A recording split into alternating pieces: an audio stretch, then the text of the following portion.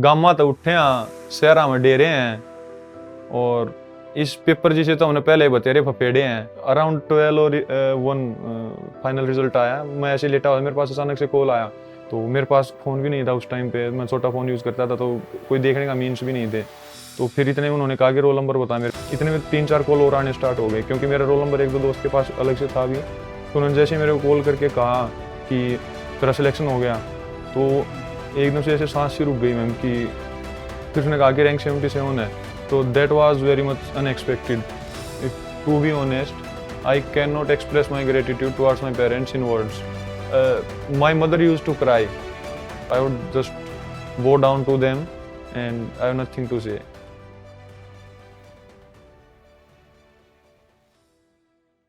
Hello everyone, today we have very special guest with us, Sunil Fogart ji, and he has earned rank 77 in this UPSC examination 2022. So he is definitely the person who has slogged a lot, struggled a lot, and now he's here. So we will like to know and discuss his journey and learn whatever we can learn from his journey. Very congratulations, Sunil. Thank you. We really welcome you here at Tathastu. So tell me, how does it feel to be selected? It feels overwhelmed, ma'am, because for a aspirant from my background, it was extraordinary achievement, and I'm feeling very happy. अच्छा ये बताओ, जब पहली बार result आया तो क्या कर रहे थे, कैसा लग रहा था, क्या मतलब उस वक्त इमोशंस आए? मैम जस्ट लेटा हुआ था बेड के ऊपर में और उस दिन ये था कि शाम तक रिजल्ट आएगा। तो अराउंड 12 और 1 फाइनल रिजल्ट आया। मैं ऐसे लेटा हुआ, मेरे पास अचानक से कॉल आया कि रिजल्ट आ गया। तो मेरे पास फ़ोन भी नहीं था उस टाइम पे, मैं छोटा फ़ोन यूज़ करता था तो कोई देखने का मीन्स भी नहीं थे कि कैसे एकदम से रिजल्ट को मैं चेक करूँ। तो फिर इतने में उन्होंने कहा कि रोल नंबर बता मेरे जिस दोस्त ने फ़ोन किया था, रोल नंबर बता। तो मैंने रोल नंबर करके बताया एंड हार्ट बीट बहुत ज़्यादा तेज़ हो गई थी एकदम से कि पता नहीं क्या होने वाला है, कैसे क्या रहेगा। तो इतने में 3-4 कॉल और आने स्टार्ट हो गए क्योंकि मेरा रोल नंबर एक दो दोस्त के पास अलग से था भी। तो उन्होंने जैसे मेरे को कॉल करके कहा कि तेरा सिलेक्शन हो गया तो एकदम से ऐसे सांस सी रुक गई मैम कि how to express that I didn't know. फिर उसने कहा कि रैंक 77 है। तो that was very much unexpected कि अचानक से, बिकॉज उससे पहले 2-3 अटेम्प्ट में मेंस में फेल हो चुका था। अब की बार मेरे को ऐसे लग रहा था कि कहाँ पे ही होगा। तो मैंने तो परी के लिए पढ़ना भी स्टार्ट कर दिया था मैम। तो बहुत अलग सी फीलिंग थी वो। सिलेक्शन एक अलग फीलिंग होती Yes, ही ma'am. होती है और सिलेक्शन के बाद जिंदगी भी बदल जाती है। ऐसा महसूस हो रहा है? पर्सनली एक्सपीरियंस किया है मैम मैंने। पहले मैं दूर से देखता था कि सिलेक्शन हो रहा है, लोग सेलिब्रेट कर रहे हैं उस चीज़ को, पर वो फीलिंग अलग थी उस टाइम पे। अभी जो मैं पर्सनली फील कर रहा हूँ तो मेरे को लगता है कि जितना भी हार्ड वर्क, जितनी भी मेहनत करते हैं, जितने भी स्ट्रगल से हम पास होते हैं, वो वर्थ इट हैं for this day after achieving success in This this exam success. में। अचानक से सुपरस्टार जैसा महसूस होता है क्या कभी कभी? नो मैम, सुपरस्टार जैसा महसूस तो नहीं होता बिकॉज मैं वही हूँ, उन्हीं दोस्तों के बीच में रहता हूँ मैम, और नॉर्मली वही लाइफस्टाइल है मेरा, कुछ एक्स्ट्रा चेंज नहीं हुआ। बट समटाइम्स जब लोग ऐसे सम्मान करने के लिए बुलाते हैं उस टाइम पे थोड़ा डिफरेंट फील होता है कि हाँ I have achieved something. Otherwise जब मैं ऐसे दोस्तों के साथ रहता हूँ तो मेरे को ऐसा फील भी नहीं होने देते कि मेरा सिलेक्शन हो गया है। बहुत और अच्छी चीज़ है, बहुत अच्छी चीज़ है। यानी आप समय के साथ बदलते नहीं हैं। मतलब मुझे ऐसा लगता है कि ये एक बहुत ही इम्पोर्टेंट चीज़ है। कई बार लोग ना बड़ा सुपरस्टार जैसा फील करने लग जाते हैं। बहुत ही नेसेसरी है कि आप ग्राउंडेड रहें। Very very well said Sunil. तो जब आप पढ़ाई करते थे तो क्या क्या स्ट्रगल्स आपको महसूस होते थे? ये मैं अपने ना कैंडिडेट्स के लिए पूछ रही हूँ क्योंकि अभी बहुत सारे ऐसे एस्पिरेंट्स हैं जो है ना, जब स्ट्रगल करते हैं ना तो बीच बीच में ना हताश हो जाते हैं। उन्हें ऐसा लगने लगता है कि जैसे जब मैं तैयारी करती थी तो मुझे भी अपने अटेम्प्ट्स के बीच में ऐसा लगता था कि यार नहीं होगा, मेरा नहीं होगा, है ना, पता नहीं Yes, किसका होता है। तो क्या आपको भी ऐसा महसूस होता था? Yes ma'am. First of all मैं एक रूरल बैकग्राउंड से बिलोंग करता हूँ मैम, तो मेरे पास कोई ऐसी गाइडेंस नहीं थी कि कहाँ पे जाके कैसे तैयारी करूँ, क्या सोर्सेज होने चाहिए, क्या राइट स्ट्रेटजी होनी चाहिए। तो मैं आया यहाँ पे तैयारी करने लग गया। I took guidance from 2 or 3 friends which I made in. यहाँ पे आने के बाद उन्होंने बताया कि ये उन कुछ सोर्सेज शेयर किए, ये पढ़ ले वो पढ़ ले। तो मैंने उनके बेसिस के ऊपर पढ़ना स्टार्ट किया और फिर फर्स्ट प्रीलिम्स मैंने क्वालिफाई कर दिया मैम, बट मेरे पास मेंस के लिए कुछ भी नहीं था कि मैं कहाँ से पढ़ूँ कैसे पढ़ूँ। I didn't know anything at all. ना एसए के लिए कुछ पता था मुझे ना उसके तो। और वो फर्स्ट मेन जब प्रीलिम्स पास हुआ तो ये फीलिंग आई कि प्रीलिम्स फर्स्ट गो में ही पास हो गया तो एग्जाम तो पास हो ही हो जाएगा। ही जाएगा। तो मैं उस फेज में ऐसे सेलिब्रेट करता घूमता रहा, किसी ने मुझे ये नहीं कहा कि आंसर राइटिंग भी करनी होती है। और मेरे को आज भी याद है मैम, जब प्रीलिम्स के बाद मैं फर्स्ट टेस्ट लिखने गया था कोचिंग में, तो उसमें वो 10 मार्कर में मैं 3 या 4 पेज फिल कर दिए। उसमें लिमिट नहीं थी कि जैसे 10 मार्कर के लिए अभी कई टेस्ट सीरीज में रहता है, उस टेस्ट सीरीज में ऐसे लिमिट नहीं थी। तो मैंने 3 या 4 पेज फिल कर दिए 10 मार्कर में, आराम से सोच सोच के लिख रहा हूँ, मेरे को ना टाइम लिमिट का वो था। तो 40-45 मिनट्स के बाद मैंने देखा 2 या 3 क्वेश्चन मैंने किए थे उस टाइम पे 10 मार्कर। फिर मैंने सोचा ऐसे तो ये शाम तक भी पूरा नहीं हुआ टेस्ट, तो मैंने वो छोड़ के आ गया। फिर मैं मेंस में फेल हो गया मैम, तो उस टाइम पे मैंने सोचा कि हाँ कहीं पे मैं गलत था, ऐसे था। उस टाइम तो 1-2 दोस्त और बन गए थे जो स्ट्रेटजी शेयर कर रहे थे मेरे साथ। तो बीच में जब भी अब भी जब मैं दोस्तों से बात करता हूँ तो ये यूपीएससी की preparation is time consuming ma'am. 4 to 5 years 3 years brilliant students होते हैं, फर्स्ट अटेम्प्ट में आगे चले जाते हैं, they do not know the struggles we face here. तो टाइम कंज्यूमिंग होती है, रिपीटिटिव होती है, सेम थिंग एवरी डे हम लोग पढ़ते हैं यहाँ पे, बार बार वही चीज for every day every hour and फिर मंथ और फिर ईयर में कन्वर्ट हो जाती है वो चीज।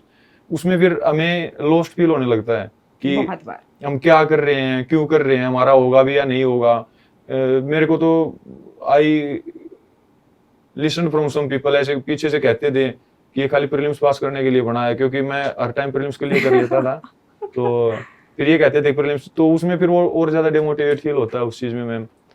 बट उसमें डिप्रेशन में जाने की बजाय we believe in ourself, we feel confident about ourself and see कि हमें कहाँ पे गलत जा रहा है। जैसे मेरा मेंस में आंसर राइटिंग में दिक्कत आ रही थी मैम, बिकॉज मेरे पास एक प्रॉपर स्ट्रेटजी नहीं थी कि कैसे आंसर राइटिंग करें, कितने टाइम में कैसे क्या क्या लिखना है। तो आई रीइन्वेंटेड दैट प्रोसेस। बहुत सारी चीजें राइटिंग लोगों को लगता है टेस्ट सीरीज कर लो हो गया। यस मैम, जबकि टेस्ट सीरीज से कुछ भी नहीं होता मैम, कुछ नहीं होता टेस्ट सीरीज से। तो अगर आप गंदे आंसर लिख रहे थे तो आपने 10 बार गंदे आंसर्स लिखे। यस मैम, है ना, आपकी कोई क्वालिटी इंप्रूवमेंट नहीं हुई, कुछ भी नहीं हुआ। क्या आपको उसमें डालना चाहिए था, कुछ नहीं हुआ। तभी तो है ना, जब भी मैं यहाँ पे देखती हूँ ना, लोग मुझे कहते हैं कि आजकल है ना वो बहुत चल रहा है 60 टेस्ट 50 टेस्ट 26 टेस्ट, पर बहुत सारे टेस्ट। बात थी कंपटीशन रहता है मैम कि मैंने इतने टेस्ट लिख दिए, इतने टेस्ट, बट वो उस चीज के ऊपर इंट्रोस्पेक्ट नहीं करते, एनालाइज नहीं करते उस चीज को कि कहाँ पे तुम गलत जा रहे हो, what mistakes you are making. Same with the prelims, same with the mains, they just give the test and do not analyse कि what mistakes they committed in the test and do not work on them. तो वो चीज फिर वो करते। इस time मैंने यही आई रीइन्वेंटेड माई सेल्फ। जैसे I would like to share one strategy in my earlier attempts. In mains I used to write 11 to 20 question number 11 to 20 first and then from 1 to 10. So this was my strategy.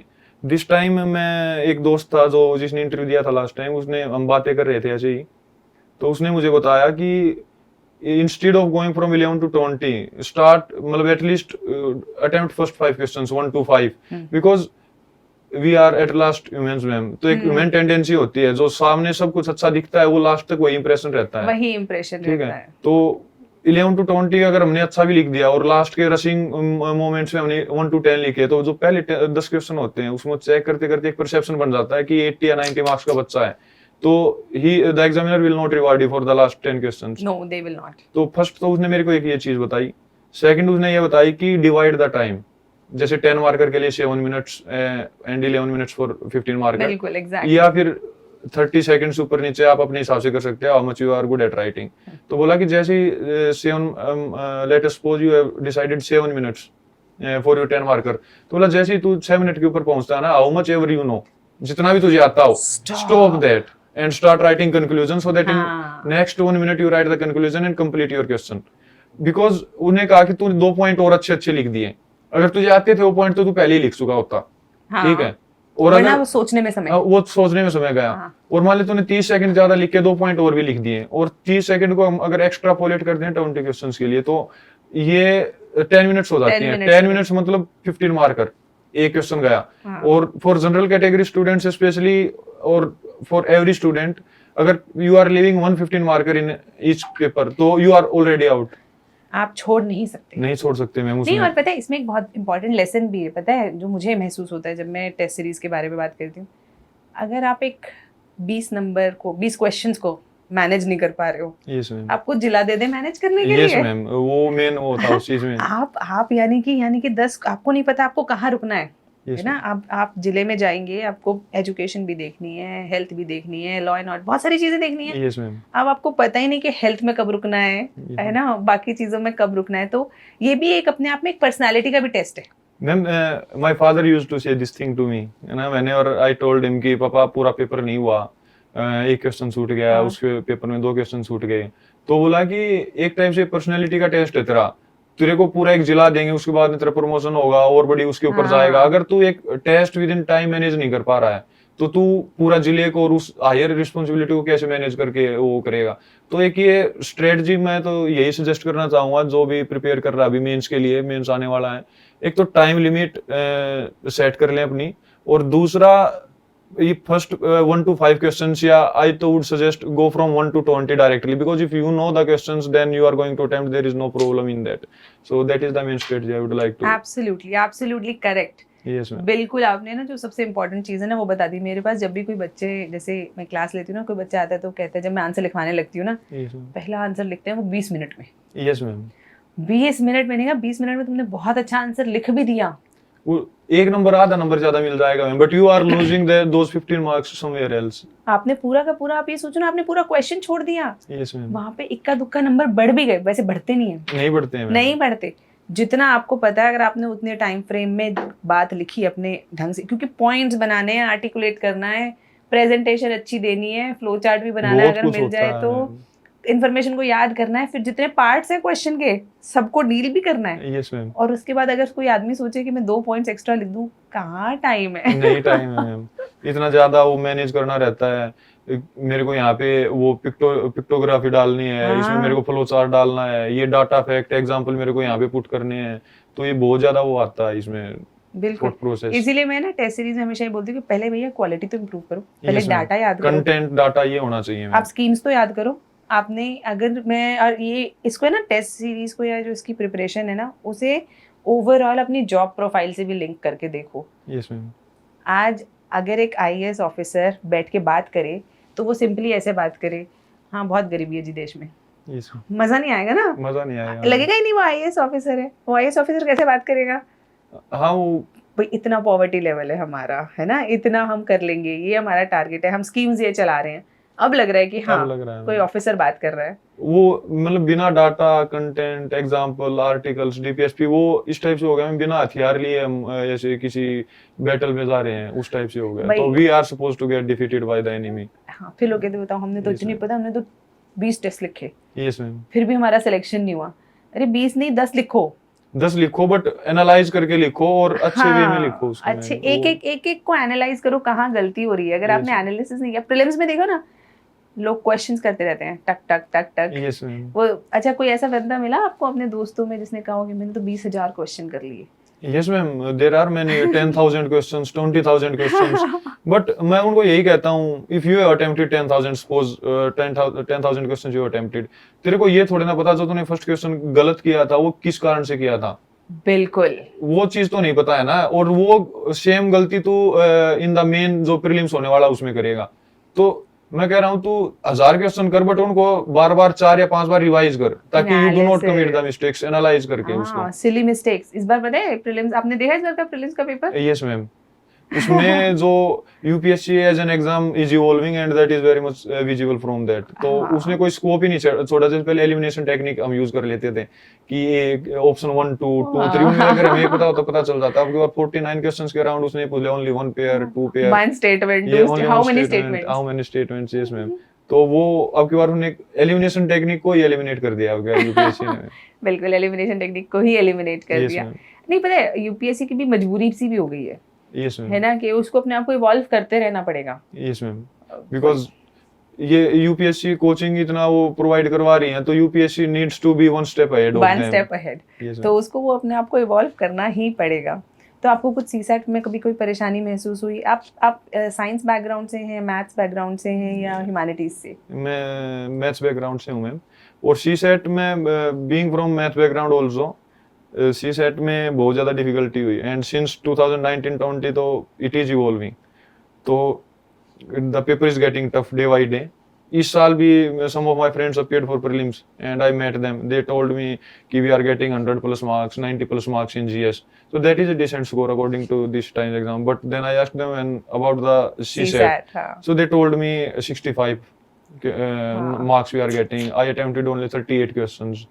So they are failing in prelims just because of CSAT. Just because of CSAT. And they are not realizing the actual potential of CSAT कि you are reading GS for one complete year and then you are failing in CSAT. So that is the most I am not finding the word ma'am, सबसे घटिया चीज है जो तुम खुद के साथ कर सकते हो। मैं इतना उनको पढ़ने के बाद अगर क्लियर नहीं हुआ और यस सिर्फ मैम खाली CSAT की वजह से, हाँ. बिकॉज GS क्लियर करने के लिए बहुत ज्यादा हार्ड वर्क चाहिए होता है और फिर उसमें तुम अंडर मैम एक मेरा फ्रेंड था शेर सिंह, तो he got around 160 marks in GS in 2020-21 and he got 25 marks in CSAT.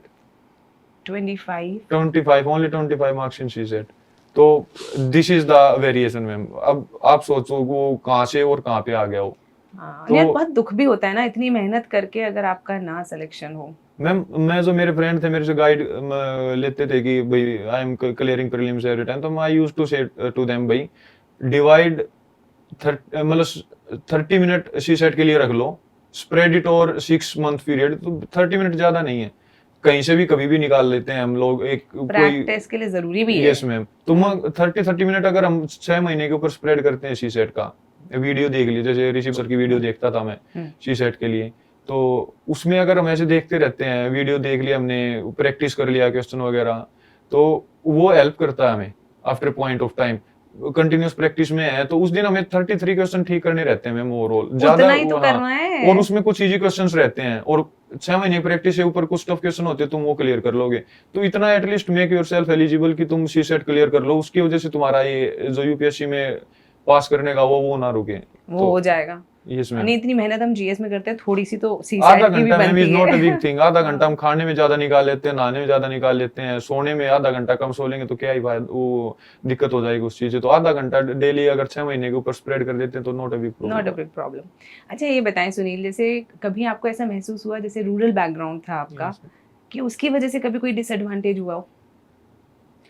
Ma'am rural background की वजह से एक डिसएडवांटेज यही था गाइडेंस का, but my father tried to compensate for that when I used to fail in the mains, then he kept telling me कि ये source पढ़ ले, आंसर राइटिंग के लिए गाइडेंस ले ले, ऐसे जैसे मैंने आपको अभी शेयर किया कि आंसर राइटिंग स्पीड को और टाइम को मैनेज करना सीख। My father tried to compensate for that, but there was some disadvantage ma'am, because without guidance I was sitting at some coaching and father of one aspirant came, he was as a completely aware about the situation कि कहाँ पे एक number cut रहा है, कौन सा teacher class ले रहा है, कहाँ पे बच्चे को अच्छा करना चाहिए, तो वो चीज नहीं होती रूरल बैकग्राउंड के बच्चों के पास, तो मेंटरशिप की कमी रहती है मैम। एक second disadvantage which I was thinking कि will be in interview, ma'am communication skill बहुत नॉर्मल है, ठीक है, ऐसे इंग्लिश में फ्लावरी लैंग्वेज, वो मैं तो बोलता हूँ तो ऐसे आता है जैसे हरियाणवी बाहर आ रही है, हरियाणवी है तो हरियाणवी तो आएगी ना। तो मैं तो मेरे साथ मेरे दोस्त भी यही कहते थे कि मैंने मीडियम इंग्लिश भरा इंटरव्यू का, तो बोला कि तू हिंदी भर देता कम से कम, इंग्लिश क्यों भर रहा था? तो मैं कहा देख लेंगे यार, भर दिया अब तो मेरे को कंटिन्यूअसली हेटर था क्योंकि मैं जो बंदे वीडियो, पर मैं आपको बताऊं बिल्कुल फर्क नहीं पड़ता इंटरव्यू, मैंने इंटरव्यूज लिए हैं, मैं बताती हूँ, अगर आप एकदम सिंसियर है, आपकी मैच्योरिटी झलकती है आपके आंसर से, इंग्लिश थोड़ी लेफ्ट राइट हो भी जाए इतना फर्क नहीं पड़ता। मैम मैं अब एग्री करता हूँ कंप्लीटली 100% आपसे, क्योंकि I got 190 marks in interview. लो तो अब मैं उस चीज का ये नहीं है कि अब तो मैं यही कहता हूँ सबको, क्योंकि जब मेरा फाइनल सिलेक्शन हुआ तो मेरे दोस्तों ने कहा था अब तेरा ही हो गया तो हमारा तो हो ही जाएगा, तो मेरा इस टाइप का वो था उनके साथ। तो अब मैं कह सकता हूँ कि अगर 190 marks if I can get in the interview with communication skills I have, तो anybody can get, because they only need what kind of answers you are giving to them, that maturity level like you said, and how much indulging and engaging you make the interview, because it is very much clear from while I was giving the interview, they were so much interested in talking to me that one chairperson, not chairperson, one board member moved his chair towards me as to talk to me. So that was that much engaging. And अब मैं सोच रहा हूँ कि अगर मेरी communication skill और अच्छी होती तो शायद 200 I would have crossed, but it's okay, I'm very much happy with no 190. पता है ये जो ऑनेस्टी है ना, Yes, पता है ma'am. जब हम बात करते हैं ना, जैसे अभी मैं आपसे बात कर रही हूँ, Yes, ma'am. तो आपने जितने फ्रैंक तरीके से बातें बता दी, जिस तरीके से आप बता रहे हैं, उससे ना एक ऑनेस्टी झलकती है इंसान की, क्या जो दिल में है ना वही मुंह पे Yes, ma'am. है ना। और वो जब चीज़ झलकती है ना, वो इंटरव्यू पैनल को बहुत इम्प्रेस करती है, क्योंकि आप जितने ज़्यादा कैंडिडेट्स देखेंगे ना, अक्सर लोग ना बड़े बनावटी से बनकर आते हैं, Yes, ma'am. ये मैंने भी नोटिस है ना, किया था उस बड़ा टाइम पे. बनावटी। खैर अब आप सेलेक्ट हो गए तो आप बहुत लोगों का इंटरव्यू लेंगे, Yes, है ma'am. ना, आपके पास बहुत लोग आएंगे कि भाई सर हमें इंटरव्यू के लिए बताएं, तो मैं आप खुद भी जज करेंगे कि जब कोई बहुत बनावटी बनकर आता है ना, तो चाहे वो कितनी अच्छी बात बोल रहा हूँ, लेकिन है ना पता चल जाता है कि यार ये है तो झूठ। वो दिख जाता है मैम वो चेहरे से. और मैं मतलब मैंने मॉक इंटरव्यू दिए थे, अराउंड 7 to 8 मॉक इंटरव्यूज मैंने दिए. वो कंटिन्यूस एक फीडबैक यही था उन्होंने कि you have that honesty, you have that confidence.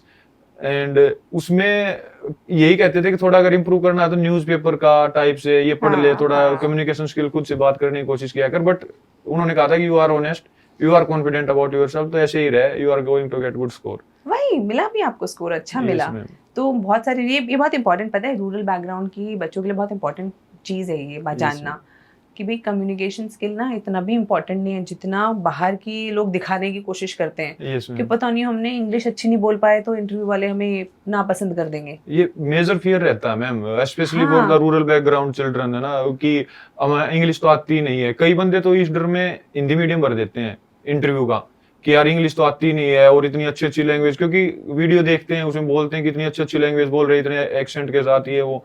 तो मगा यार देखा जाएगा जो होगा वो अब तो भर ही दिया. नहीं तो वो मिथ था जो एक वो दूर हो गया है फर्स्ट ऑफ ऑल. हाँ, तो कि हाँ। इंटरव्यू के लिए बहुत फ्लावरी लैंग्वेज और उस टाइप का कुछ नहीं चाहिए नहीं रहता है. नहीं, इन्फॉर्मेशन चाहिए, मैच्योरिटी चाहिए, जो आपके बोलने का तरीका है वो बड़ा टोनालिटी बड़ी कि जैसे कहना चाहिए ना कि बड़ी अच्छी होनी चाहिए Yes, कि इंसान को आपसे बात करके मज़ा आए, अच्छा लगे।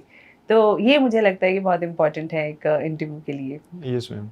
अच्छा ये बताएं, जैसे जब आपका सिलेक्शन नहीं हो रहा था 2-3 बार, तो उस वक्त ऐसा लगा कि यार साथ में कोई डिग्री भी कर लूँ या कुछ जॉब कर लूँ, मेरे बाकी सारे जो दोस्त हैं वो जॉब कर रहे हैं, कहीं ना कहीं कर ही रहे होंगे जॉब, कर रहे हैं मैम. तो थोड़ा डर लगता था?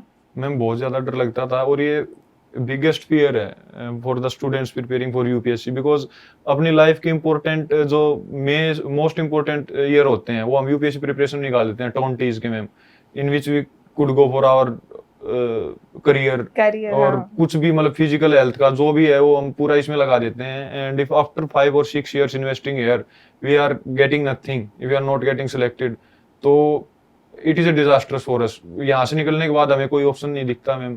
एंड ये नहीं पता कि लाइफ कहाँ पे जाने वाली है. There are so much uncertainties. और कई स्टूडेंट्स हैं, कई एस्पिरेंट्स हैं जो बहुत पुअर बैकग्राउंड से होते हैं, वो तो मतलब कुछ भी अफोर्ड नहीं कर पाते उसके बाद. तो ये बहुत ज्यादा डर रहता था मैम.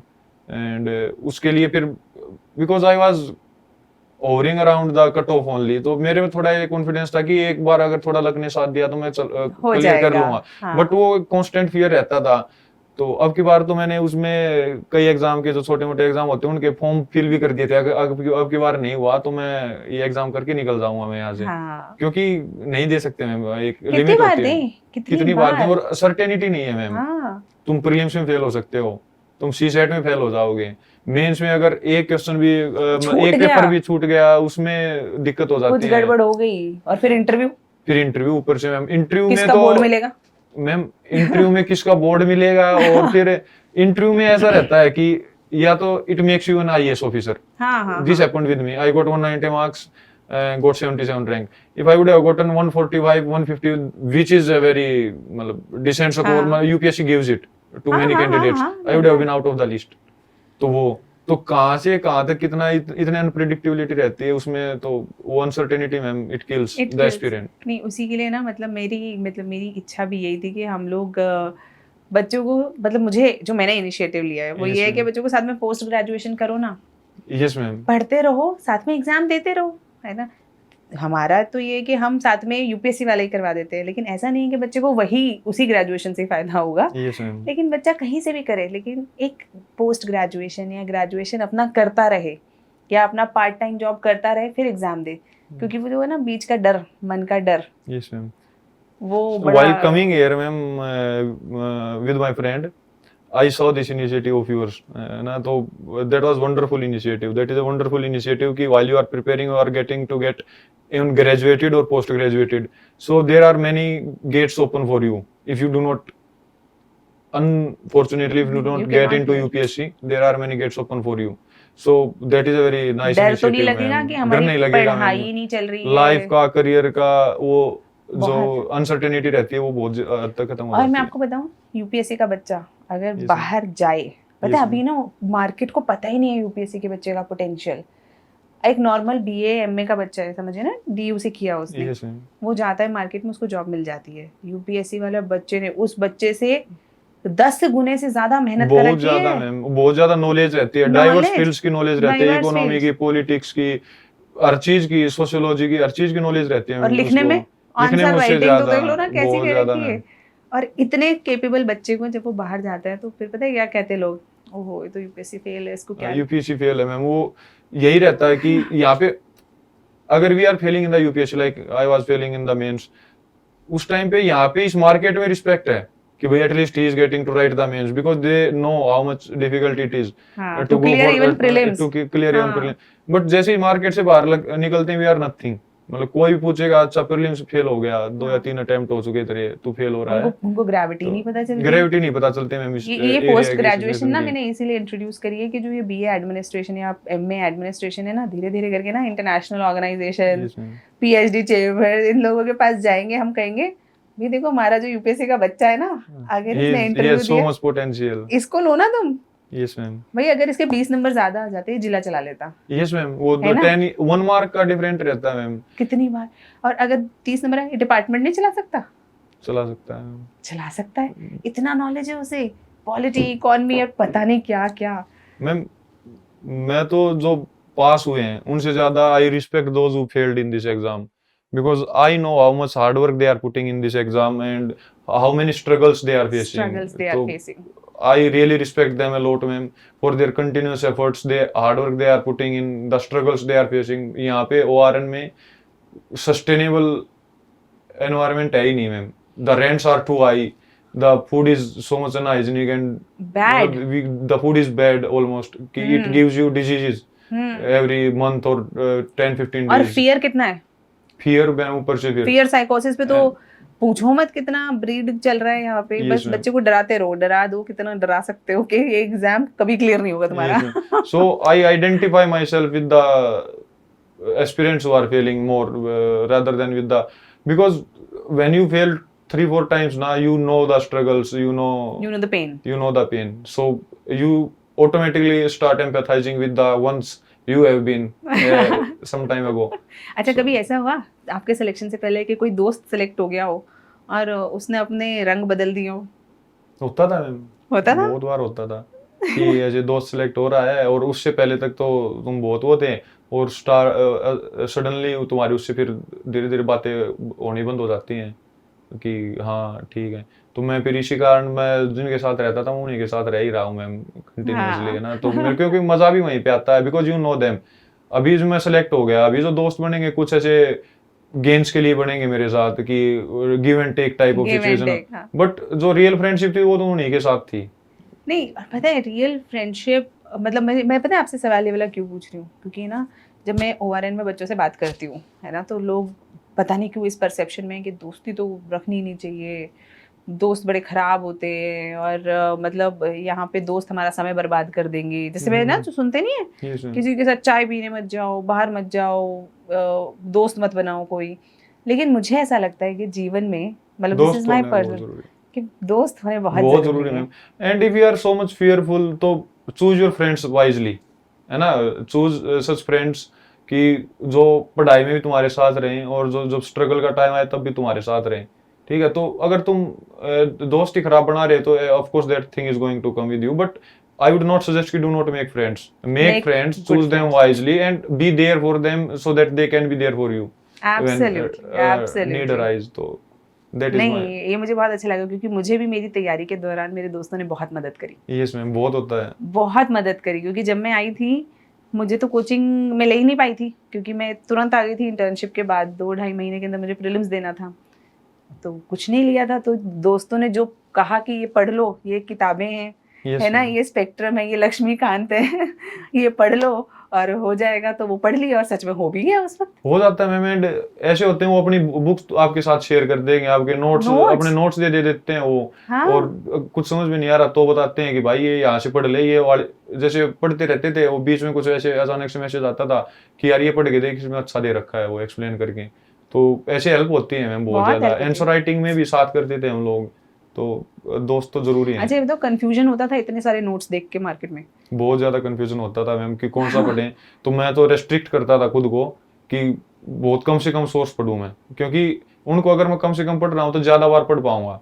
जितना ज्यादा रिवीजन करूंगा उतना ज्यादा दिमाग में चीज अच्छे से क्लियर से जाएगी, और उसी को मैं फिर बाहर भी लेके आ पाऊंगा।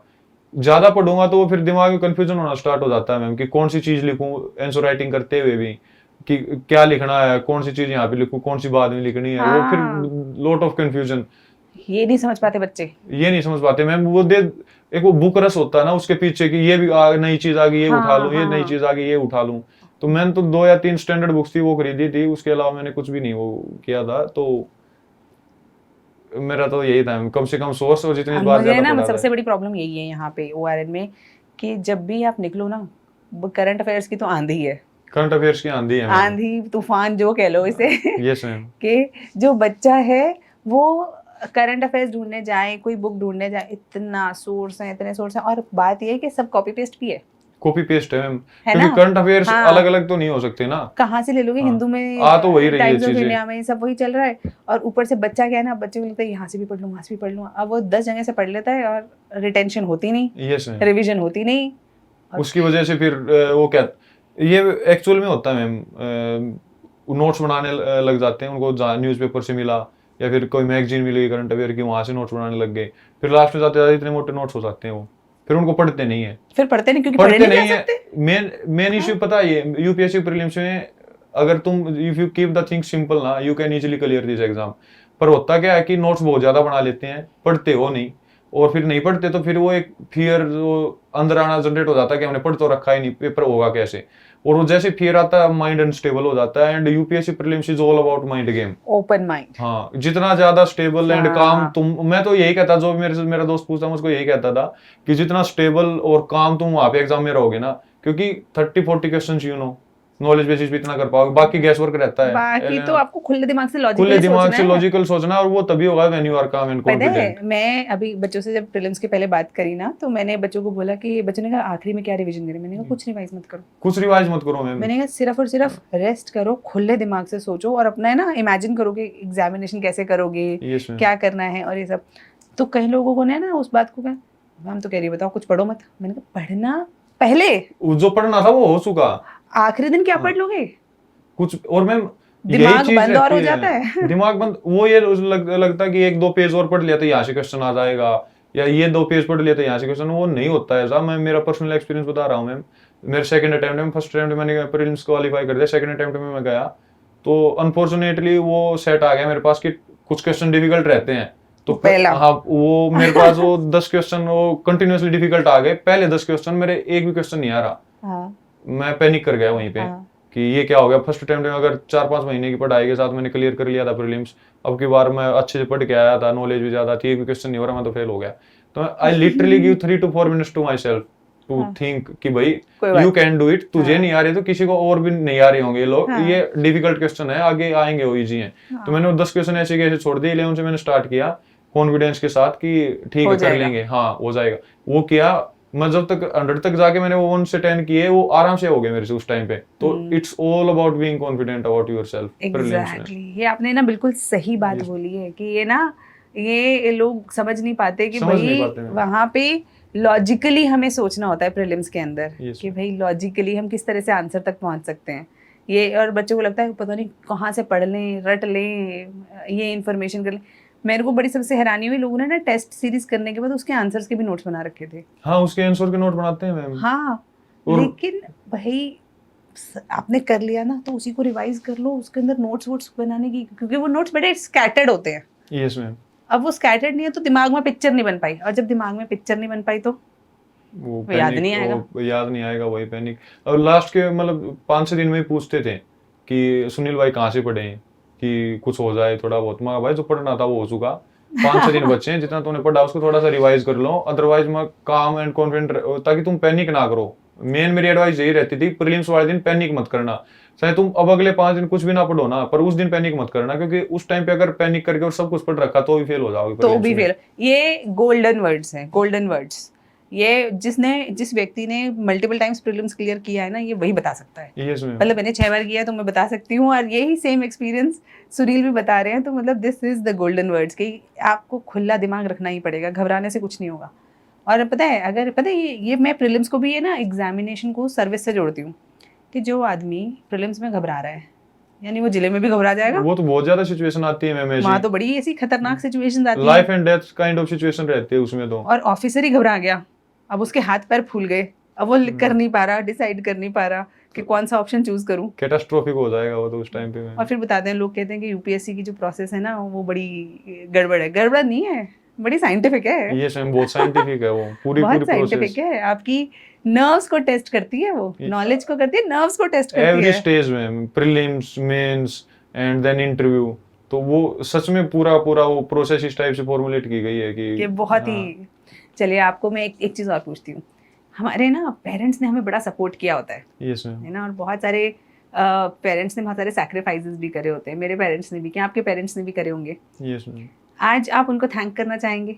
मतलब ऐसा आपको कौन कौन सी चीज़ें याद हैं? जैसे जैसे मतलब मैं तो अपने बारे में जब मैं बताती थी तो हमेशा ये कहती थी कि मेरी मदर ने हमेशा मुझे मोटिवेट किया है ना। जब मेरा अगर सिलेक्शन नहीं भी हुआ तब भी वो अक्सर ये कहती थी कि इस बार नहीं हुआ यार, अगली बार पक्का हो जाएगा तेरा, यस मैम। है ना, वो होगा। तो वो जो कॉन्फिडेंस है वो मुझे बड़ा मोटिवेट करता था, है ना। मेरे फादर ज़्यादा बोलते नहीं थे, लेकिन वो उस वक्त करते थे। तो क्या ऐसा आपके साथ भी हुआ कुछ कुछ? Ma'am, if to be honest, I cannot express my gratitude towards my parents in words, because I have seen what they have been through, and I just cannot express it in my words. But they were the main supporters. मतलब I am here because of them only. The sacrifices they made. My mother used to cry when I used to fail in the mains. She used to cry, but she never told me this thing. I used to get to know this from my sister. कि mummy रो रही थी उस time पे कि तू fail हो गया, but whenever she used to talk to me, मैं घर पे जाता वो ये कहती थी कोई नहीं बेटा, आपकी बार फेल हो गया, इतने बच्चे फेल हुए हैं, तो अकेला थोड़े ना, ये वो, to put that brave face in front of me so that I do not get weaken and ऐसे कमजोर पड़ के कि अब क्या होगा ये वो। तो मैं बताती रहती थी ये बातें मेरे को। तो फिर ठीक है कि इसमें बाद में मेरे फादर थे, वो मेरे को ऐसे सपोर्ट करते थे कि गाइडेंस के उसमें। मम्मी ने सपोर्ट किया मुझे इमोशनली, तो बहुत ज़्यादा हेल्प रही है मैम उनकी, मम्मी और पापा की। तो I would just bow down to them and I have nothing to say. उनके बिना नहीं होता, कुछ नहीं होता मैम उनके बिना। नहीं, ये बात ज़रूरी है। पता है क्यों? क्योंकि ना मतलब मेरा एक ये भी एक इनिशिएटिव है, माँ बाप को ये प्रमोट करना कि वो बच्चों को सपोर्ट करें, यस मैम। है ना। और बच्चों को भी जब वो सफल हो जाएं, वो अपने माँ बाप को ज़रूर याद करें, यस मैम। है ना। ये दोनों तरफ की जो इक्वेशन है ना, ये ठीक होनी चाहिए। आजकल कुछ माँ बाप सपोर्ट नहीं करते हैं, वो समाज के दबाव में डर जाते हैं, अरे बच्चे ही काम आएंगे।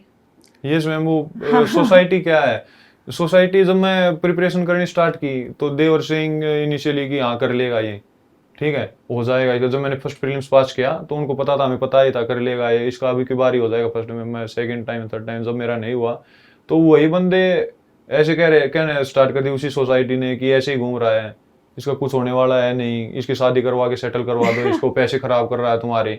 तो सोसाइटी अच्छा, लड़कों में भी करते हैं कि शादी लड़कों करवा में भी दो? होता है मैम, ये लड़कों में भी होता है कि इसका शादी करवा के इसको सेटल करवा दो और कुछ नहीं होने वाला।